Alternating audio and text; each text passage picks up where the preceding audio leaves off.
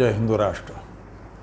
मित्रों, आज एक बड़ा गंभीर विषय, बांग्लादेश में वर्षों से चल रहे हिंदू नरसंहार पर राष्ट्रवादी संगठनों की निर्दयी चुप्पी या निर्दयी मौन, और बड़ा गंभीर विषय, इस पर मैं बात करना चाहता हूँ। मगर इसके लिए मैं आज एक सहारा लेना चाहूँगा एक किताब का। ये नई किताब आई है शंकर शरण जी की, इस्लाम और कम्युनिज्म, 3 चेतावनियाँ, बिल वार्नर, रिचर्ड बेंकिन, सोलेजन, शंकर शरण जी की। इसकी जो भूमिका है वो मैं पढ़ रहा हूँ। बड़ी महत्वपूर्ण किताब है, बहुत ख़राब प्रूफ रीडिंग के साथ आई है। प्रूफ रीडिंग में ख़राबियाँ इस तरह से हैं कि आप पुलाव खा रहे हैं और उसमें कंकर हैं, तो सारे अच्छी पुलाव के बावजूद कंकर चुभते हैं, वो पहले पता लगते हैं, जायका बाद में आता है।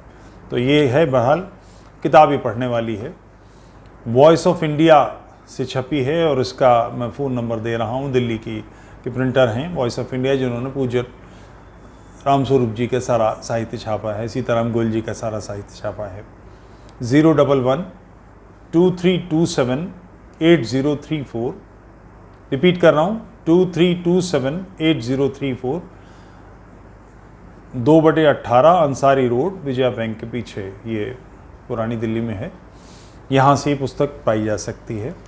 अब मैं इसकी भूमिका, क्योंकि इतनी गंभीर बात है कि जो बात मैं कहूँगा वो ये पूरी यहीं से। ये पुस्तक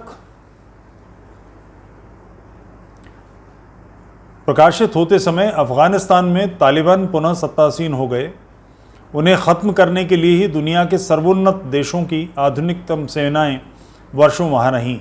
साथ ही खरबों डॉलर खर्च कर अफ़गानिस्तान के लिए विकास कार्यक्रम और सैन्य प्रशिक्षण चलाए गए, पर विदेशी सेनाएं हटते ही सारा विकास और प्रशिक्षण 2 सप्ताह भी तालिबान का सामना न कर सका। क्या कमी रह गई? इन चेतावनियों का प्रसंग यही है, ये बहुत पहले दी गई थी।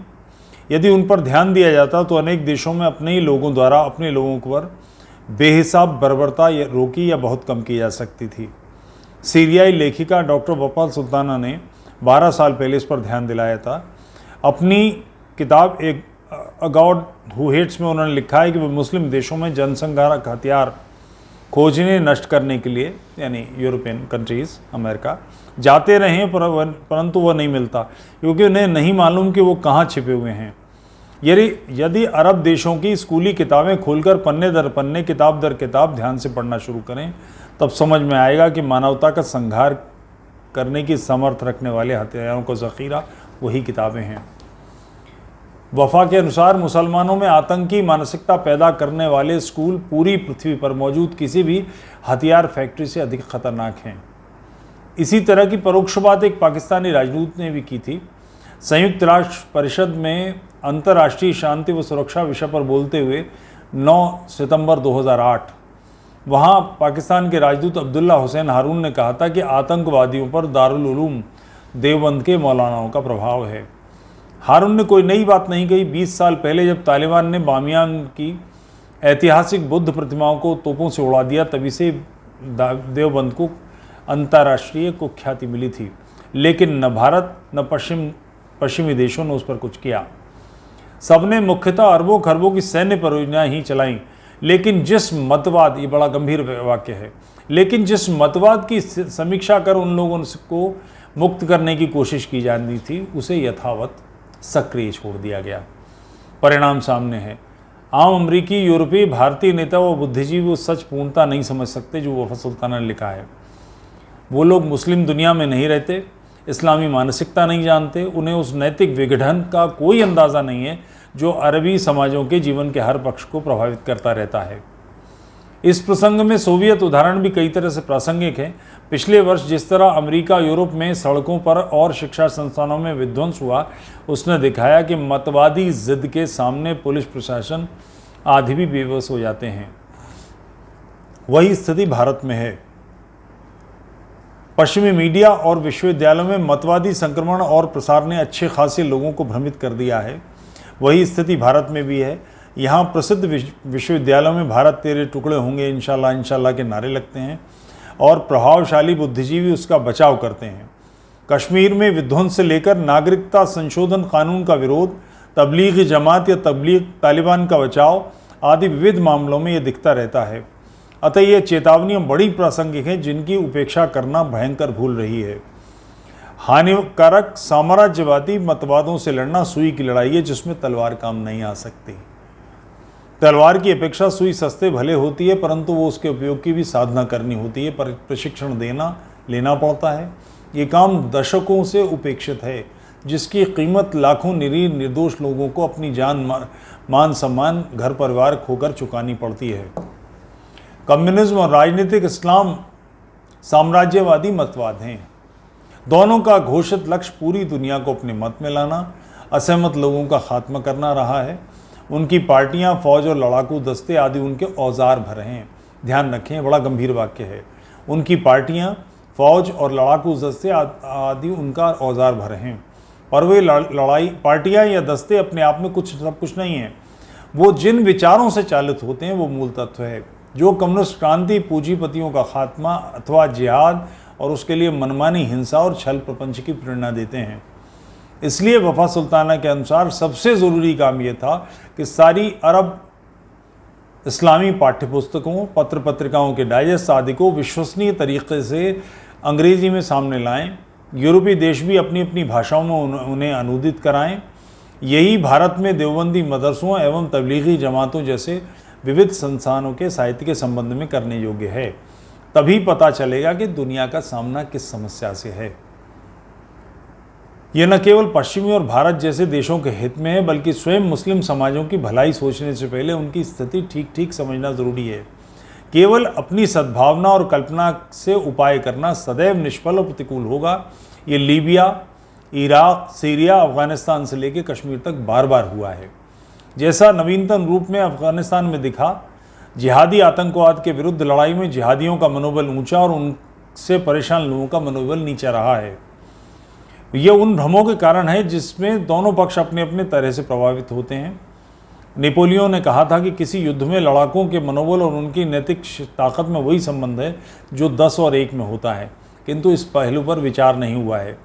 यद्यपि एक वर्ग ऐसा भी है जो सब कुछ देखकर भी अनदेखा करता है, संगठनों की बात। इसका लोमहर्षक उदाहरण बांग्लादेश में लाखों लाख हिंदुओं का सफाया गायब हो जाना और आज भी वही क्रम जारी रहना है।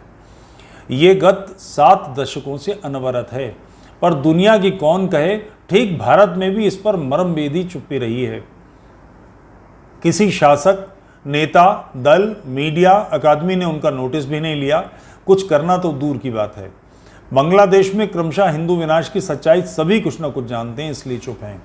भारतीय बुद्धिजीवी और नेता फिलिस्तीन, क्यूबा, बोस्निया आदि पर बोलते हैं, किंतु पड़ोस बल्कि अपने ही हिस्से बंगाल में हिंदुओं के निरंतर नाश पर चुप रहे। वही मौन आज भी है जब भारतीय राजनीति में हिंदूवादी कहलाने वालों का वर्चस्व है। बांग्लादेश में हिंदुओं पर दूर अमेरिका के लेखक रिचर्ड बैंकिंग आवाज़ उठाकर दुनिया को चेता रहे हैं, किंतु भारत का राजनीतिक बौद्धिक वर्ग सोने का बहाना कर रहा है।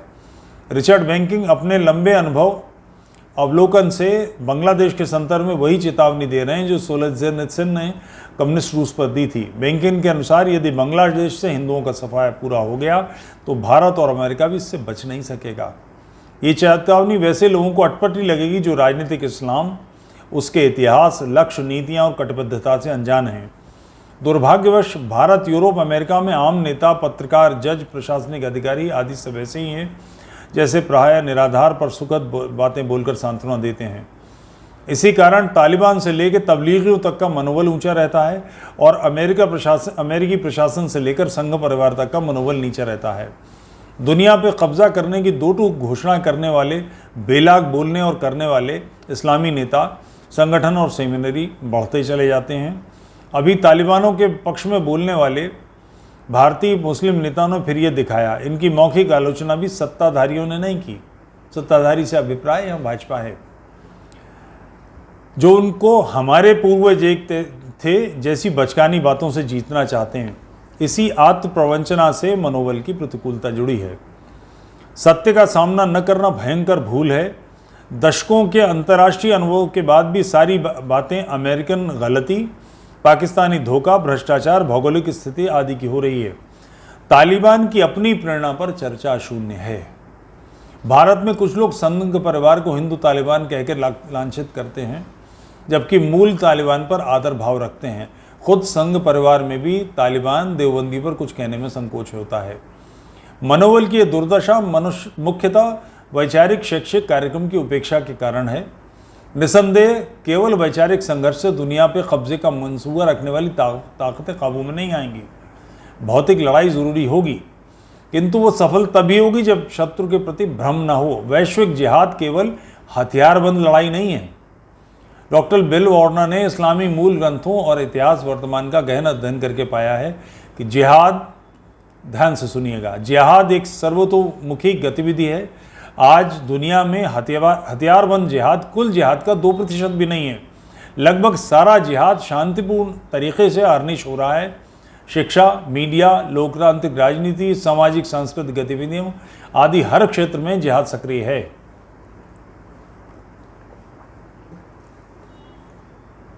इससे भी गंभीर यह है कि अमेरिका, यूरोप, भारत जैसे देशों में यह जिहाद गैर मुस्लिमों के माध्यम से हो रहा है। जिन्हें इस्लाम में ज़िम्मी कहा गया है, वही इस्लामी एजेंडे को बढ़ा रहे हैं। स्वतंत्र भारत का आसन्न इतिहास भी इसका प्रमाण है। सन 1947 में देश तोड़ चुकने के बाद भी उसी मतवाद को बढ़ने फैलने की पूरी व्यवस्था की गई।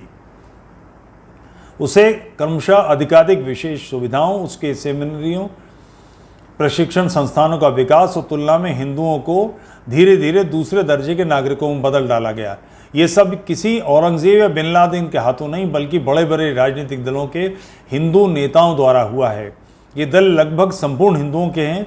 ये घटनाक्रम जिहाद की शांतिपूर्ण तकनीक और जिम्मी के उपयोग का उदाहरण है। भारत के सभी बड़े दल प्रतियोगिता करके शरीयत को अधिकाधिक ज़मीन देते रहे हैं, भौतिक और वैचारिक दोनों ज़मीनें। बांग्लादेशी नहीं, कश्मीरी पंडितों के सफाए और अब केरल, बंगाल, बिहार आदि क्षेत्रों से हिंदुओं के उत्पीड़न, विस्थापन पर चुप्पी उसी का रूप है। जबकि इसी बीच आतंकवाद से लड़ाई का डंका पीटा और लड़ा भी गया। कश्मीर से तमिलनाडु, असम से गुजरात तक ये लड़ाई जारी रही, लेकिन भ्रम के साथ हथियारबंद हमले ही आतंकवाद हैं। इस भ्रम के साथ कि हथियारबंद हमले ही आतंकवाद हैं। शांतिपूर्ण जिहाद से न केवल आंखें मूंदी रखी गई, बल्कि उसकी शांतिप्रियता के कारण ही उसे संसाधनों, सम्मानों, अनुदानों से लादा गया, बिना सोचे कि उन संसाधनों का होता क्या है, वो किस काम में लगते हैं। कश्मीरी पंडितों या बांग्लादेशी हिंदुओं के सारे अनुभव अनसुने किए गए। इसी कारण नाइजीरिया से कश्मीर तक जिहादी मनोबल ऊंचा है।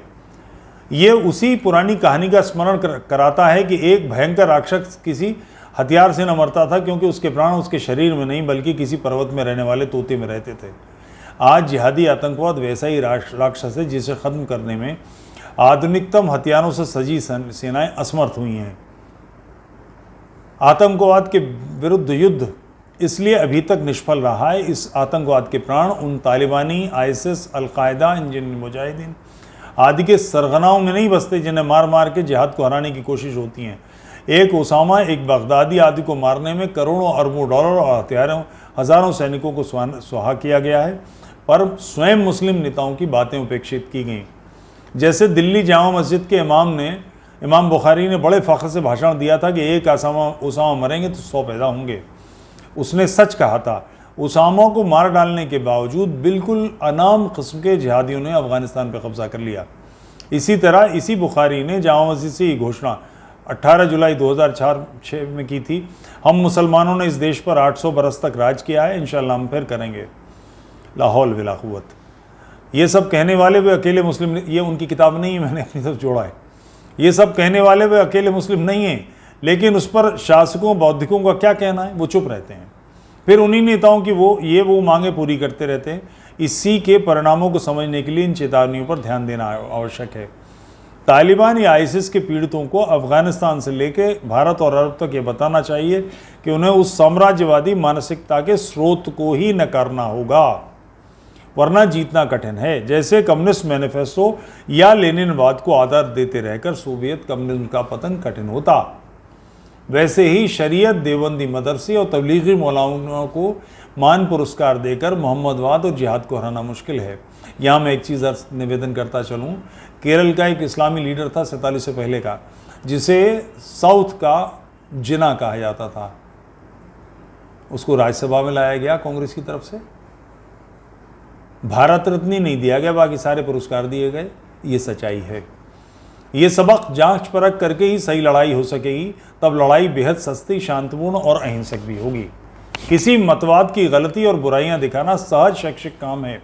उस मतवाद का मनोबल तभी टूटेगा जब वो विचारों का बचाव विचार से करने की जगह अपने को विफल पाएगा।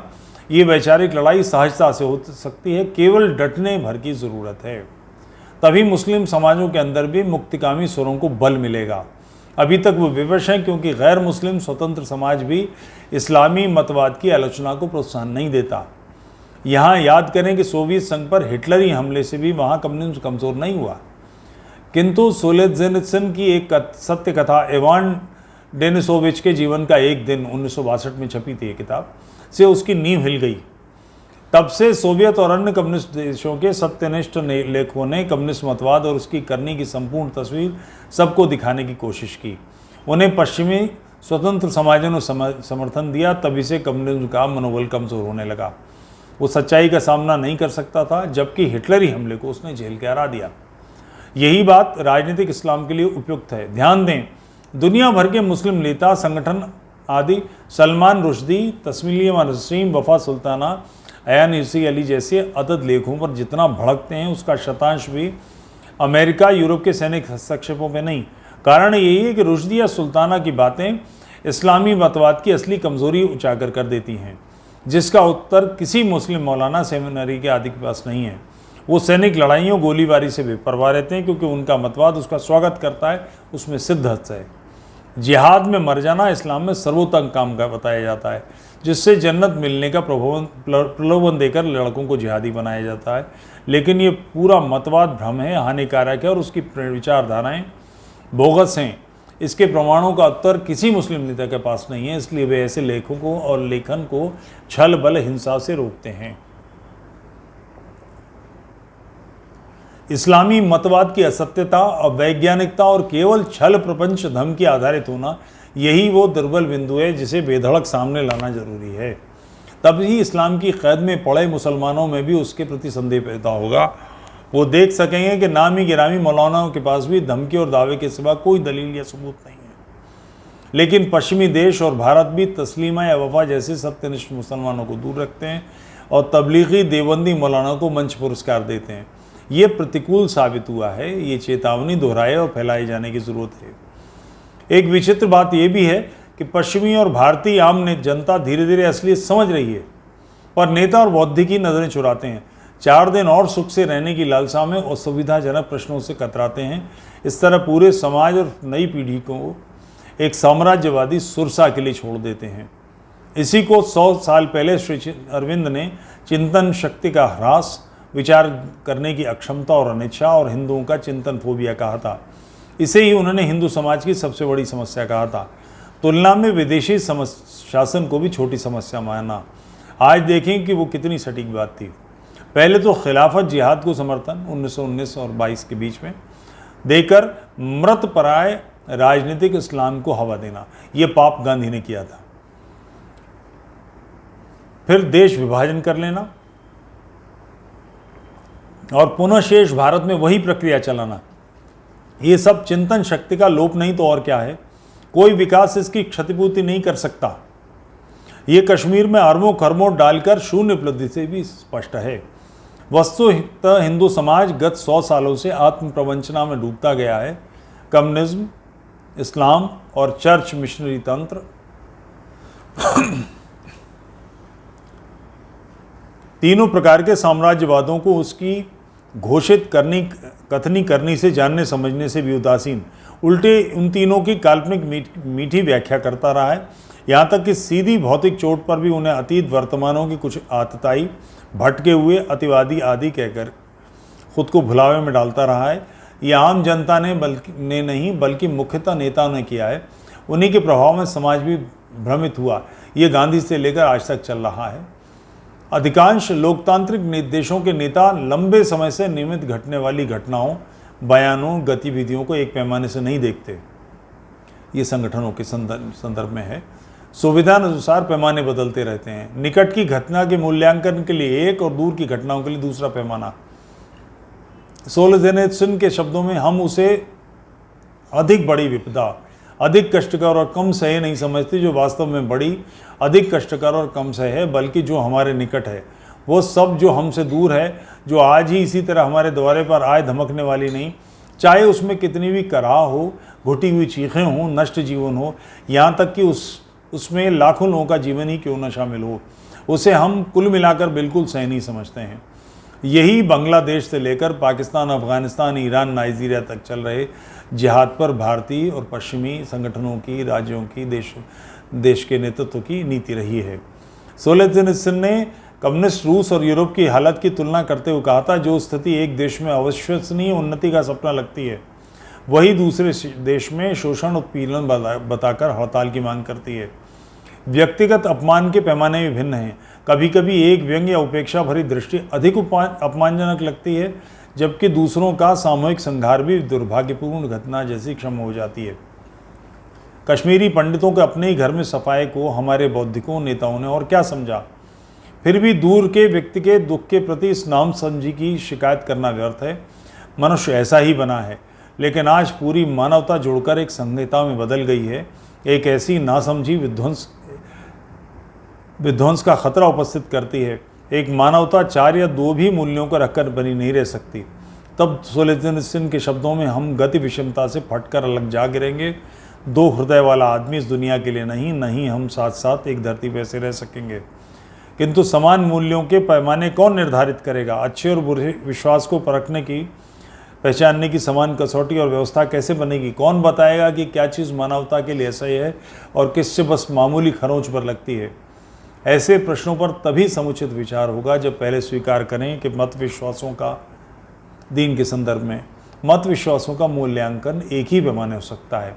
ये समान पैमाना सभी मिलकर तय करेंगे, किंतु पहले ये डटकर कहना अनिवार्य है कि आज के अंतर संबंधित विश्व में दोहरे पैमानों, दोहरी नैतिकताओं से चलना असंभव है। तभी आगे का मार्ग मिलेगा। ये तीनों चेतावनियां अलग अलग संदर्भ में, अलग अलग प्रसंगों में यही आग्रह करती हैं। शंकर शरण जी की इस भूमिका पर थोड़ी सी बात, छोटी सी बात मैं करना चाहूँगा। बांग्लादेश में हिंदू मारे जा रहे हैं, संहार हो रहा है। ये कोई अभी नहीं हुआ है। बंगाल का जो विभाजन हुआ था ब्रिटिश पीरियड में, वो विभाजन भी इसी दृष्टि से किया गया था। ढाका के नवाब के हिसाब से उसको बांटा गया था। अगर मैं स्वयं बांग्लादेश गया हूँ, इसलिए मैं बांग्लादेश की स्थिति को जानता हूँ, वहाँ के हिंदुओं की परिस्थिति को जानता हूँ। आप अपने कष्ट के प्रति अगर उदासीन हैं तो दूसरा आपके कष्ट में क्या कहेगा? हिंदूवादी संगठन, हमारे राष्ट्रीय संगठन जितने भी हैं, उन सब की चिंता इस बात पर है कि उनको कुछ आर्थिक सहायता दे दी जाए, उनकी खेतीबाड़ी के लिए कुछ हो जाए, उनको कुछ पैसा मिल जाए।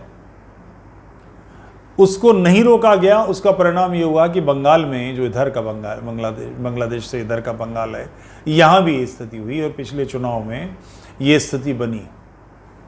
यही समस्या बढ़कर जहांगीरपुरी दिल्ली तक पहुंच गई है।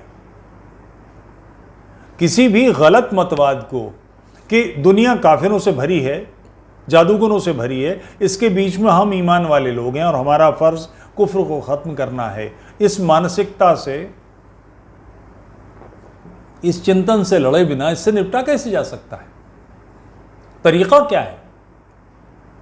जिन लोगों के लिए ये धरती ट्रांजिट कैंप है कि यहां से वो 70 हूरें और 72 ग़िल्मा और वगैरह वगैरह इस सब के दुनिया में जाएंगे, वो यहां से